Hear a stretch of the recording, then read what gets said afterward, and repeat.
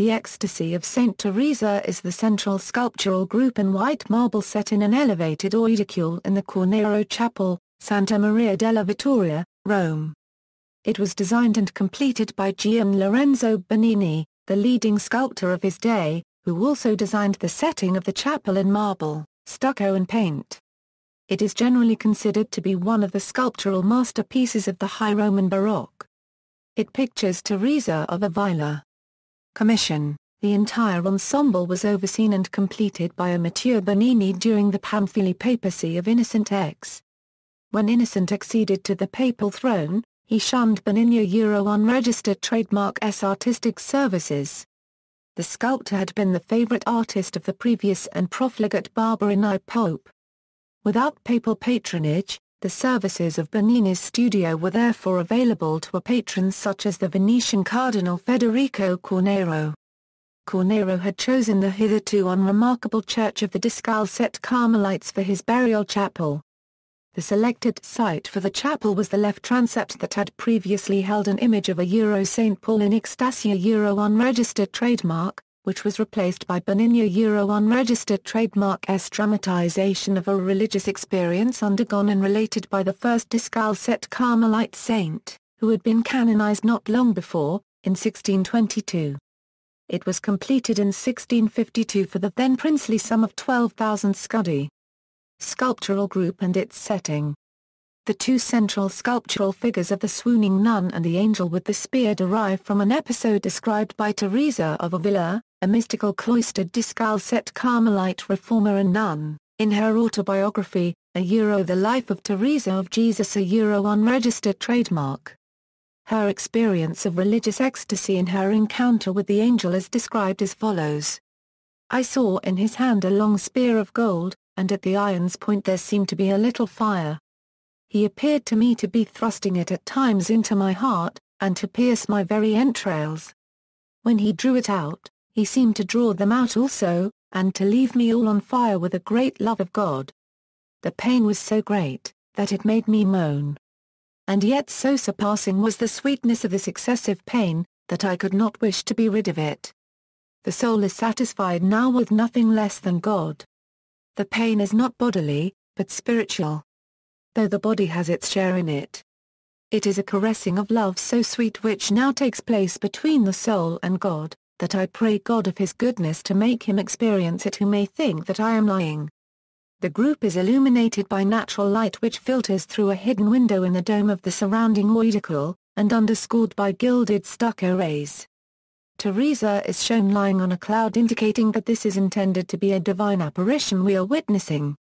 Other witnesses appear on the side walls.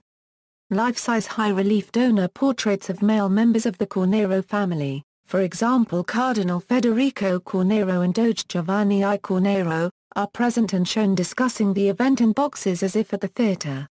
Although the figures are executed in white marble, the aedicule, wall panels and theatre boxes are made from colored marbles.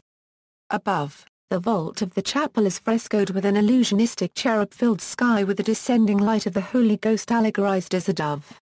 The art historian Rudolf Witkower has written, in spite of the pictorial character of the design as a whole, Bernini differentiated between various degrees of reality. The members of the Cornaro Chapel seem to be alive like ourselves. They belong to our space and our world.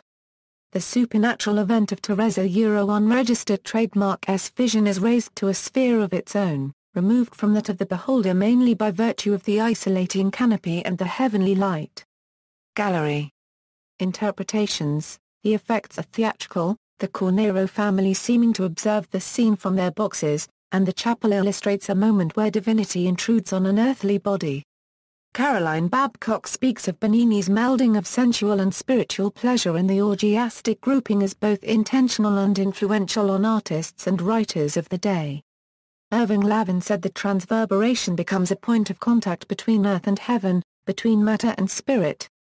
Robert Harbison, however, has expressed his doubt that Bernini, a follower of the mystical exercises of followers of Saint Ignatius of Loyola, would have intended to depict here an episode of lust fulfilled and proposes that instead, Bernini aims to express the facial and bodily equivalents of a state of divine joy. Similar works by Bernini, see also entry titled Bernini's Cornaro Chapel found in the Baroque section. Death of the Blessed Ludovica Albertonia San Francesco Arepa, Rome. Martyrdom of St. Lawrence, Truth Unveiled by Time Galleria Borghese, Rome. Influencing or influenced works, Stefano Maidano's Sculpture of Saint Cecilia in Namesake Church. Melchior Kefa Santa Rosa of Lima and his Assumption of Saint Catherine Francisco Apral and Cole Ferrata's Santa Anastasia in her namesake church in Rome. The most internationally successful Czech underground group, the Ecstasy of Saint Teresa, named themselves after the sculpture. Angels and Demons, the novel by Dan Brown, which lists the sculpture as the third altar of science of the fictionalized Illuminati. The sculpture is the subject of the song Alive from the Peter Hammill album The Silent Corner and the Empty Stage. In Infinite Jest by David Foster Wallace, the sculpture plays a role in the filmography of James Owen Candenza, Jr. Wallace also alludes to it in 3 additional scenes involving Joel.